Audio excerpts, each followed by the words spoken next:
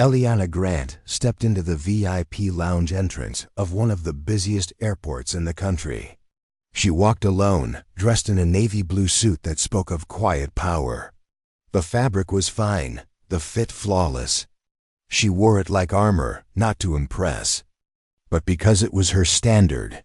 The white blouse beneath the suit was crisp and bright, its collar sharp against her skin. A slim leather briefcase rested in one hand, while the other held the handle of a sleek, dark suitcase. The soft click of her heels echoed across the marble floor as she approached the polished counter, over which hung the gold letters spelling out VIP Lounge. Behind the counter stood a young woman with neatly pinned blonde hair and a name tag that glinted under the lights. She smiled as Eliana approached, but the smile faltered. It wasn't the suit that made her pause. It wasn't the briefcase or the calm confidence in Eliana's stride. It was the color of Eliana's skin.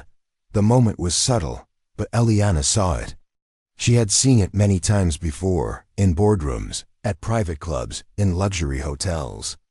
She saw it now, in the quick flicker of uncertainty in the receptionist's eyes, in the slight tightening of her mouth. Eliana kept her expression neutral. She offered her VIP membership card, holding it steady, waiting for the standard scan. A nod that should have followed. But instead of the usual swift welcome, the receptionist hesitated. She glanced down at the card, then back at Eliana. The hesitation lengthened, thickening the air between them. "I'll need to verify your information," she said, her voice polite but strained. It was the kind of voice people used when they wanted to sound professional, but couldn't quite hide what they were thinking. Eliana didn't flinch. Her voice was calm, measured. "Please, check it carefully. I am a member."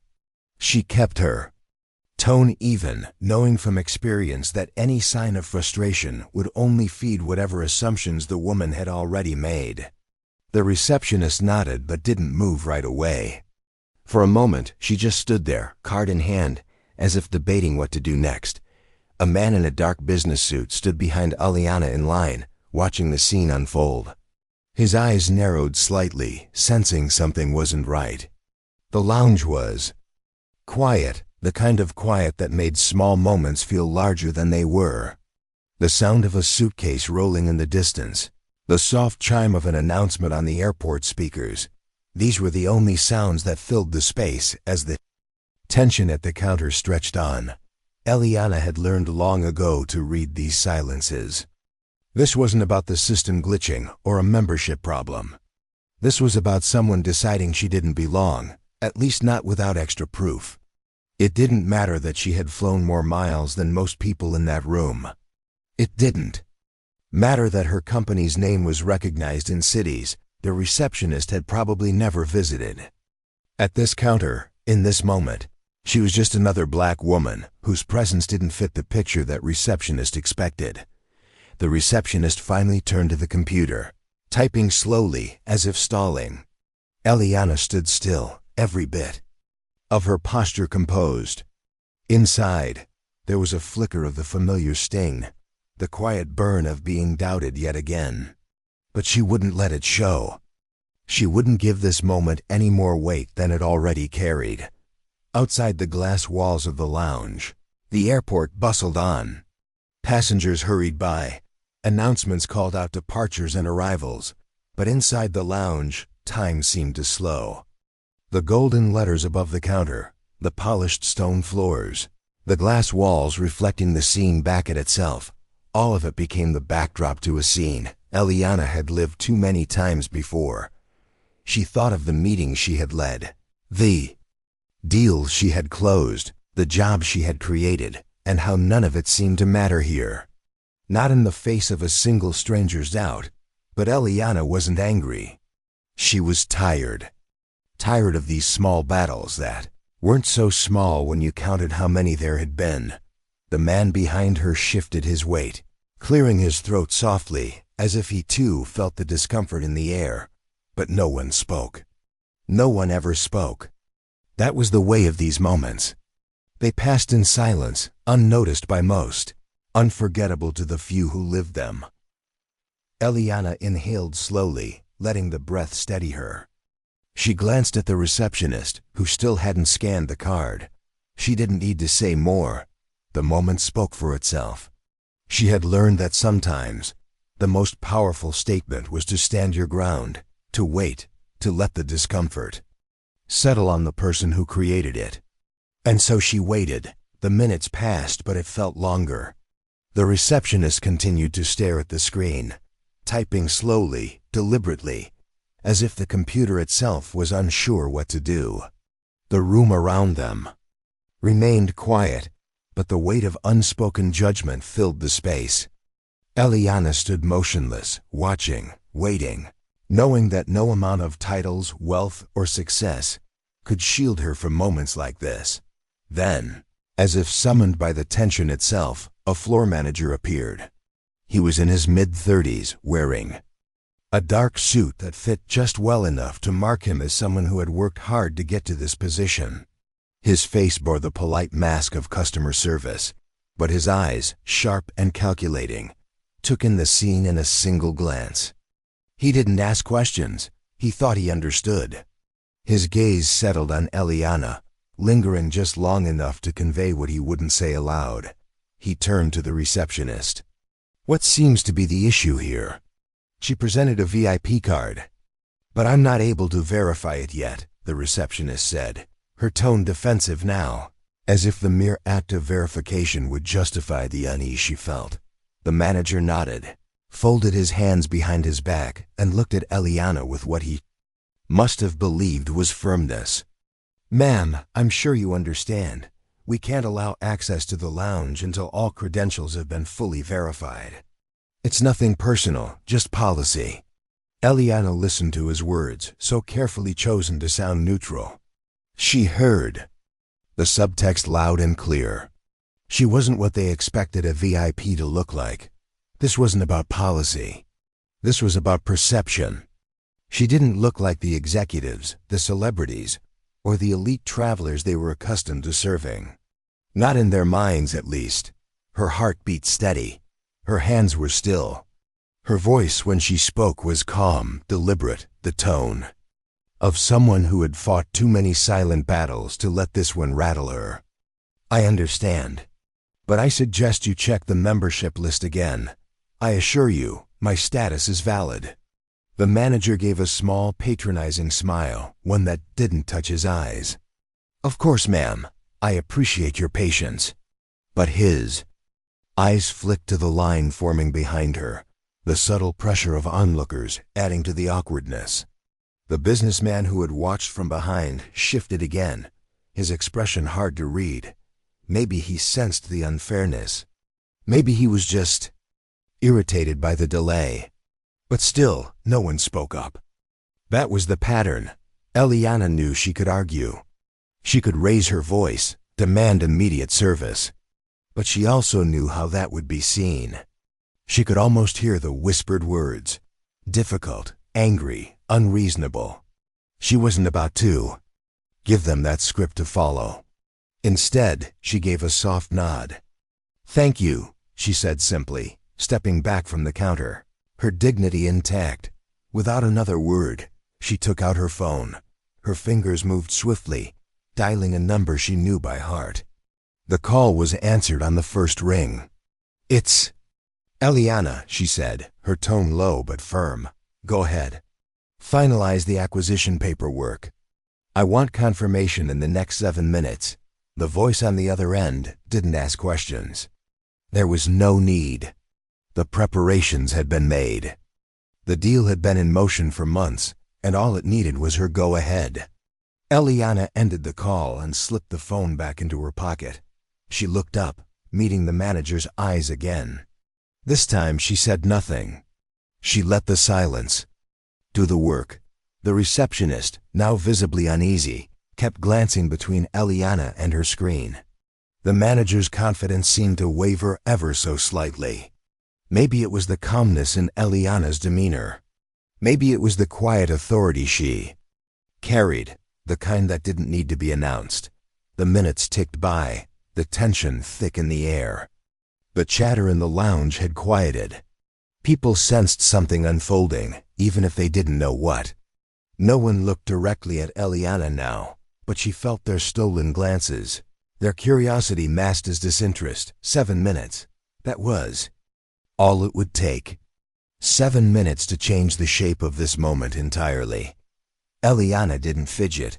She didn't pace.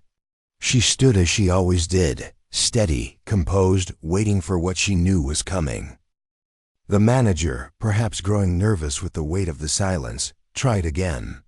"Ma'am, I assure you, we're doing everything we can to resolve this. We appreciate your cooperation." Eliana gave him nothing more than a polite nod. There was nothing else to say. His words were hollow, designed to smooth over a problem he hadn't yet understood he'd caused. Every second felt heavier than the last, but Eliana was used to waiting. She had waited for respect in rooms where no one expected her to speak. She had waited for recognition in deals where she was the only woman, the only person of color, the only one not born into privilege. This, here now, was nothing new. The manager shifted on his feet, sensing his authority thinning. The receptionist typed faster now, perhaps realizing that no glitch would justify the way this had played out. But it didn't matter anymore. The course had already changed. Eliana's phone buzzed gently in her pocket. She retrieved it without haste, glanced at the screen, and saw what she expected. Confirmation. The acquisition was complete. She was now legally and undeniably the majority owner of the lounge that had tried to bar her entry. She let that knowledge settle in the space between them before she spoke. Her voice was soft, but it carried. "Would you please call your most senior manager? There's something important we need to discuss." Her tone wasn't angry, wasn't sharp. It was steady, professional, unshaken. The manager blinked, caught off guard by the request, his earlier confidence slipping. "Of course, ma'am, right away." Eliana didn't smile. She didn't gloat. She simply waited. Because she knew that in moments like this, it was not about proving anything to them.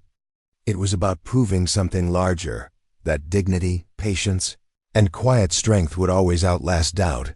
The manager disappeared behind a side door, leaving the receptionist standing there, flustered, typing aimlessly as if the keyboard could save her from what was coming. Eliana remained where she was, calm, composed, her phone resting silently at her side. Around her, the atmosphere had shifted. It was subtle but real. The businessman behind her no longer seemed impatient. Instead, he watched closely, as if he sensed that this was no longer about a simple membership dispute.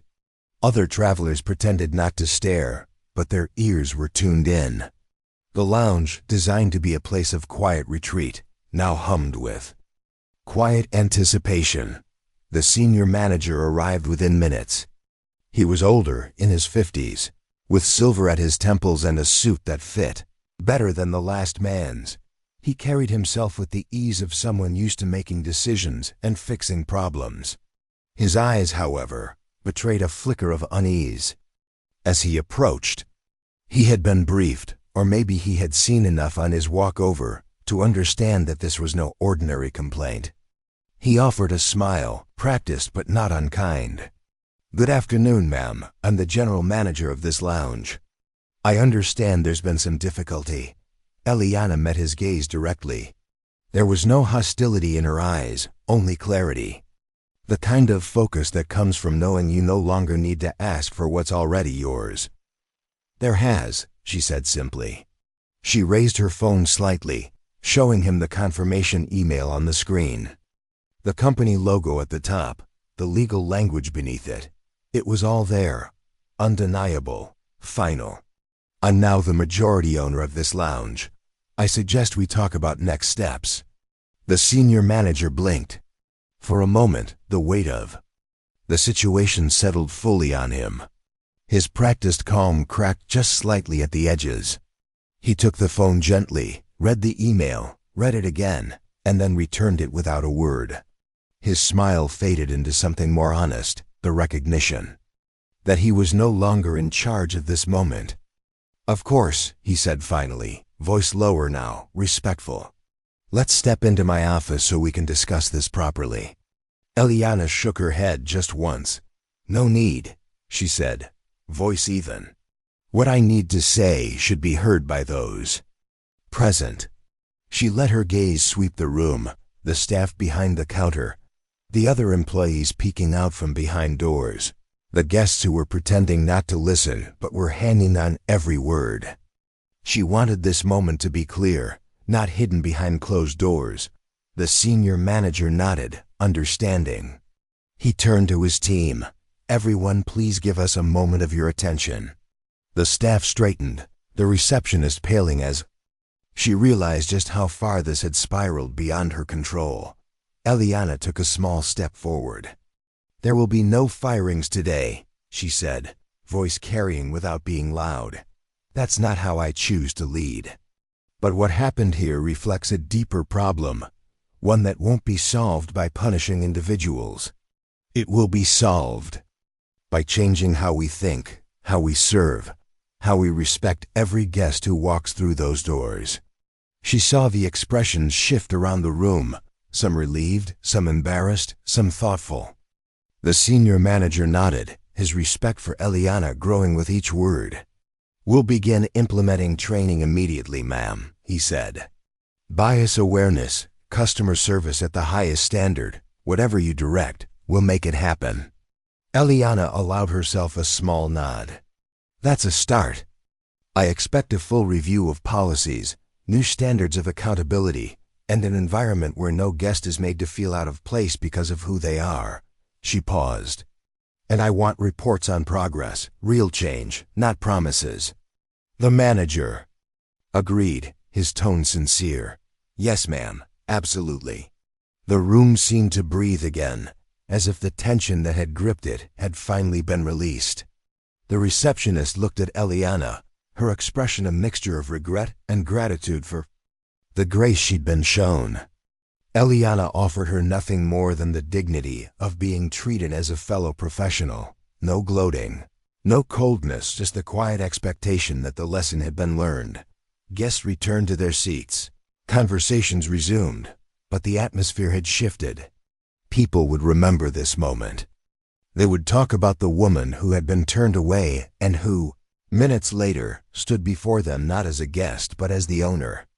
They would remember how she didn't raise her voice, didn't demand retribution, but instead called for better.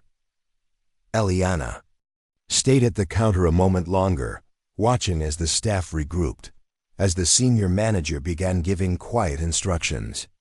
She could have gone into the office, held private meetings, made this about power, but that wasn't what this was about. This was about making sure that the next person who looked like her wouldn't have to prove they belonged. Her phone buzzed. Again, another message of congratulations from her legal team. Another confirmation that the paperwork was filed, that the acquisition was official and public. But Eliana didn't need congratulations. What mattered was what would come next, the work of reshaping the culture of the place she now owned. As she turned to finally take her seat in the lounge, a seat that had been denied to her minutes before, she felt not triumph, but resolve. This was just one lounge, one place, one small corner of a much larger world, but it was a start. A start she intended to build on. The senior manager approached one last time. "Is there anything else we can do for you right now, ma'am?" he asked, voice genuine. Eliana considered, then shook her head. "No, what I needed to do here today is done. The rest is up to all of us." And with that, she walked further into the lounge, past the polished counters, past the gold letters that spelled out its name, and took her place, quiet, steady, the owner, and more than that, the example. Word of what had just happened didn't stay inside the lounge for long. It spread, as things like this always do, from the lips of staff to the ears of airport employees, from curious passengers on their phones to social media feeds. Within an hour, the incident was being discussed beyond those glass doors. A single moment of bias had become something much bigger, a reflection of deeper issues that couldn't be smoothed over by polite apologies. or hidden behind the luxury of a VIP space. Eliana remained seated in a quiet corner, observing without needing to intervene further. The senior manager had already begun moving, speaking with his staff in low tones that carried urgency. The receptionist who had doubted Eliana stood behind the counter, her posture straighter now, her face pale but determined. She understood, at least in part, what had happened and what it meant. This wasn't just about one mistake. This was about all the moments that came before it, all the moments like it that had gone unnoticed or unchallenged. The manager approached Eliana. Once more, not with excuses or empty reassurances, but with genuine intent. "We're organizing an immediate review of our procedures," he said quietly. "We'll bring in an external consultant if needed." "This can't happen again." Eliana met his gaze, steady and direct. "It's not about checking a box," she said. "It's about changing the mindset that led to this." He nodded, understanding, or at least trying to. And then he left to begin the work, because there was much to do. Outside the lounge, whispers turned into conversation. A gate agent repeated the story to a coworker. A passenger filmed a short video from across the concourse, narrating in hushed tones how a woman had been denied access, only to reveal herself as the new owner. Comments filled the video feed within minutes. People reacted, some with outrage at the injustice, others with admiration for how Eliana had handled it, others still with the kind of defensiveness these situations always seem to stir. But the story was out. And Eliana knew it wouldn't stop here. Airport leadership heard about the incident before the afternoon was over. The regional director of operations reached out to Eliana's team, requesting a meeting. The message was clear. What had happened had implications that stretched beyond one lounge, one manager, one receptionist. This was about reputation, about responsibility, about the standard they claimed to uphold. Eliana didn't rush to meet them. She didn't need to. Instead, she worked quietly with her own team, setting in motion what would come next. The acquisition wasn't just a business move anymore. It was a platform, a chance to create change where it was so clearly needed. Her instructions were simple. The entire lounge staff would undergo training on unconscious bias, unequitable service, on the importance of treating every guest with dignity the moment they walked through the door. Not after they proved themselves. Not after they insisted on it. But from the start, she also called for a review of hiring practices. If the staff didn't reflect the diversity of the world outside the glass walls, how could they hope to serve that world with fairness? And she requested quarterly reports on progress, real data, not promises, not slogans. The senior manager kept his word. Within days, the first sessions were scheduled. The consultant they brought in wasn't there to offer feel-good speeches or checklists. She was there to challenge assumptions, to hold up a mirror. And the staff listened, because they knew this wasn't just about Eliana. This was about every guest who had ever been made to feel lesser, whether it was noticed or not. Beyond the lounge, airport leadership began looking inward as well. The incident had shone a light on what they hadn't wanted to see, that bias, even subtle, could undermine everything they claimed to stand for. They initiated their own reviews, not just in the VIP spaces, but throughout the terminals, at check-in counters, at gates, and customer service teams. The story continued to spread. National outlets picked it up, resharing the video clips, the posts, the commentary. Headlines appeared. CEO turned away at lounge she secretly owned. Bias backfires. How one woman's quiet strength sparked change at major airport. The headlines didn't capture the whole truth, but they captured enough to keep the conversation going. And Eliana? She stayed the course. She didn't give interviews. She didn't post statements. She let the work speak. Because it wasn't about going viral. It was about ensuring the next time someone walked into that lounge, or any lounge, they would be welcomed as they should have been all along, Inside the lounge, changes were already visible. Staff greeted guests with more awareness, more care. Small gestures added up, the tone of voice, the eye contact, the absence of hesitation that had once said more than words. The space felt different, not because the furniture had changed, but because the culture had begun to shift. Eliana continued to visit, not as the owner checking up on employees, but as a traveler, as a guest, as someone who belonged. And she watched as the team worked to do better, as the senior manager led with humility, as the receptionist tried each day to meet the standard that had been set. What had started as one officer's decision, one moment of doubt, had grown beyond any single person. It had become a test of values, of leadership, of integrity. And Eliana knew this was only the beginning. Change wouldn't happen overnight, but it had started. And that mattered. She sat at her usual table, near the window, overlooking the runway, where planes came and went, symbols of progress, of possibility. And she allowed herself a small moment of quiet satisfaction, not for what she had gained, but for what she had set in motion. Eliana sat quietly at her usual spot by the window, watching planes lift into the sky. The runway stretched out before her, a reminder that no matter how far she had come, there was always farther to go. The lounge around her hummed with a different energy now, one that felt lighter, more open. The staff moved with ease, with confidence, with purpose. They no longer hesitated. They no longer questioned whether a guest belonged. They greeted each person with the welcome that should have been there all along. And Eliana watched, not as an owner checking for mistakes, but as a traveler witnessing change.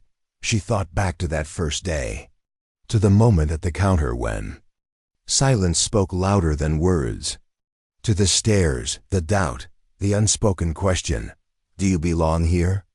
And she thought about how easy it would have been to walk away, to let anger guide her, to demand firings, to seek revenge. But that wasn't the justice she wanted. That wasn't the justice the world needed. That justice, real justice, wasn't about making others small. It was about making the world better. It was about building something lasting, a culture, a standard, a truth that no one could deny. And as she watched the lounge operate now, she knew she had done that, not alone, but as a leader, as a guide, as an example. The receptionist who had once doubted her approached with a fresh cup of tea. The young woman's eyes met Eliana's with honesty, with gratitude, with growth. "Thank you," she said softly, "for giving us the chance to do better." Eliana accepted the tea with a nod. "That's all I ever wanted," she replied. "For people to see what's possible." Word of the transformation spread, not because Eliana had sought headlines, but because the change was real, and real change speaks for itself. Other airports took notice. Other companies asked for guidance. The lounge became a model, a case study in how to lead without ego, how to correct without crushing, how to lift a place and its people higher. Eliana didn't take credit. She didn't need to. The work spoke loud enough. The welcome guests felt, the pride staff took in their service, the respect shown to every traveler who walked through the doors. That was the reward. That was the proof. There were still challenges. Of course, change was never a straight line. There were moments when old habits tried to creep back in, when assumptions threatened to take hold again. But the difference now was that people noticed. They spoke up. They corrected themselves and each other. Because the culture had shifted. Because they knew better and they wanted to be better. Eliana finished her tea, gathered her things, and stood. The senior manager spotted her and came over. "Safe travels, ma'am," he said. His respect wasn't forced. It wasn't about ownership. It was about the example she had set. "Thank you," Eliana said. She paused, looking around one last time before heading to her gate. She thought about the journey that had brought her here, not just to this airport, but to this place in her life. The obstacles she'd faced, the doubts she'd endured, The countless moments like that one at the counter, moments that could have broken her spirit, but never did. And she thought about what came next. Because there was always a next. Another lounge, another business, another room where someone like her would be asked silently or aloud, "Do you belong here?" And she knew her answer would always be the same. Yes, and so does everyone else. Justice.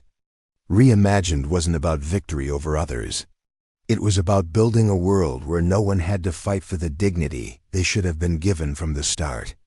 Eliana walked to her gate, steady, focused, ready for the next flight and for the next opportunity to make that vision real.